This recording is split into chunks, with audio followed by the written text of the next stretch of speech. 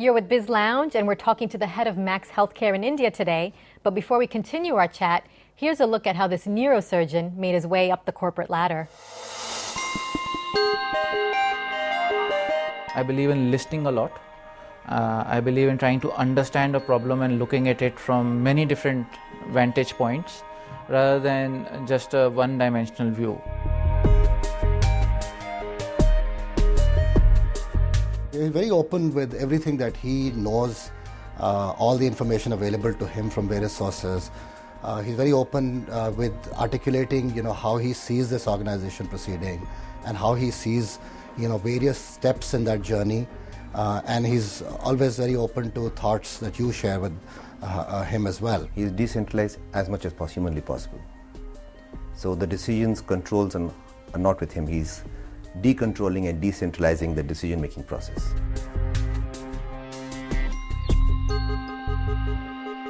He's very casual, so very often you'll see him on Saturdays interviewing people for senior posts wearing just a pair of jeans. This is one CEO who actually drove the car all the way from here to Bhatinda, and there were 4 of us with him.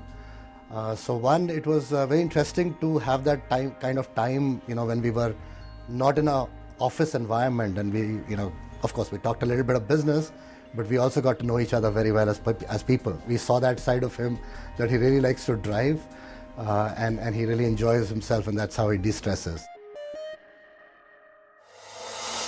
So you went from working in a corporate environment at McKinsey, and now you're back in the healthcare sector. Mm-hmm. What did you learn while you were at McKinsey that you've brought to Max Healthcare from a cultural perspective? Sure. I think McKinsey is one of the best people-focused organizations that I've seen in the world. Mm-hmm. They realize that their core strength is their people. Mm-hmm. They have very lean buildings and other infrastructure. They have the ability to hire the best from the best campuses in the world. Mm-hmm. And they invest a lot of time and effort in making these smart individuals successful by investing in their training, by giving honest feedback, by giving them situations in which they can be successful. Mm-hmm. So I think that's one thing that has become a part of my DNA. Mm-hmm. Healthcare is actually not very different. It's the nurse, it's the doctor, it's the janitor who makes the difference. We believe that the real cutting edge stuff starts to happen when your people are excellent. So that's the thing I feel I have started to transpose from my McKinsey experience to Max Healthcare, and I'm already seeing some positive benefits coming out of that. Yeah. You're still pretty new in your role, your current role. It's been about a year. That's right. What's the biggest leadership lesson that you've learned so far? If you have the right person, and that person has the skill and the will to do the job, then the job will get done. It doesn't matter how much of intellectual problem solving and analytical answers you may create. So it's really about a human being who understands what needs to be done, and then it gets done.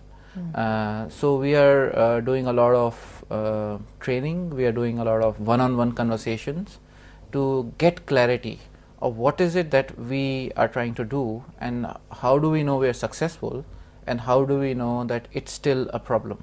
And if you do this 100 times a day, and 1,000 people start to do this 100 times a day, suddenly the organization starts to move forward.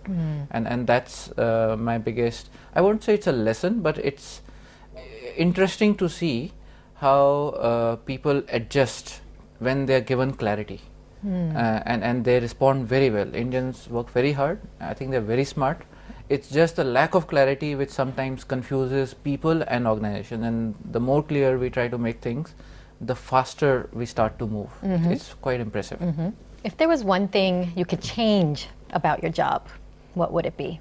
I actually love what I'm doing. I sometimes feel, because I came into an organization which had undergone a lot of growth very suddenly, I sometimes feel that I'm not able to walk the floors enough right now. Right now I'm in a systems building mode where we are creating systems and which are scalable. We have had tremendous success in doing that, but I miss being able to walk into an ICU and talking to patients and interacting with families. I just am not able to give that enough time. I hope that in the next year or so I should be able to do more of that. Do you think leadership can be learned? Sure. absolutely. In fact, I think it's a misnomer to say leaders are born. Leadership is not rocket science. It's just doing the right thing. It goes back to the very basic things. It's doing the right things. It's not command and control. It's not, here is my vision and guys, let's all move towards it, be my followers. It's talking to a lot of people and moving together. So it's a modern concept of leadership, particularly in a knowledge rich industry like ours. So we are not a manufacturing company, and we are not an army where command and control works. In a knowledge rich industry, a doctor is a leader in his own right, a nurse is a leader in her own right, a technician in an operation theater knows more about that surgical and what instruments are needed than maybe even the surgeon. So they are all leaders, but once they start to work together, then magic starts to happen. And what's your favorite leadership motto? You're from the US, so you have Alaskan Huskies, and there's a dog which is a leader amongst the Alaskan Huskies, and the other dogs just follow him. And they did some research to find out how is this dog the leader? Is he the most dominant? Is he the most aggressive? But actually, it's the dog that listens the most to the other dogs, who is most sensitive to what are the others thinking and is able to represent them. So somehow I feel that seems to work in my own experience in the last 13-14 months. Just listening to people and applying some basic management and scientific principles to them and synthesizing into, guys, this is what we are all saying and let's do this, seems to work like magic.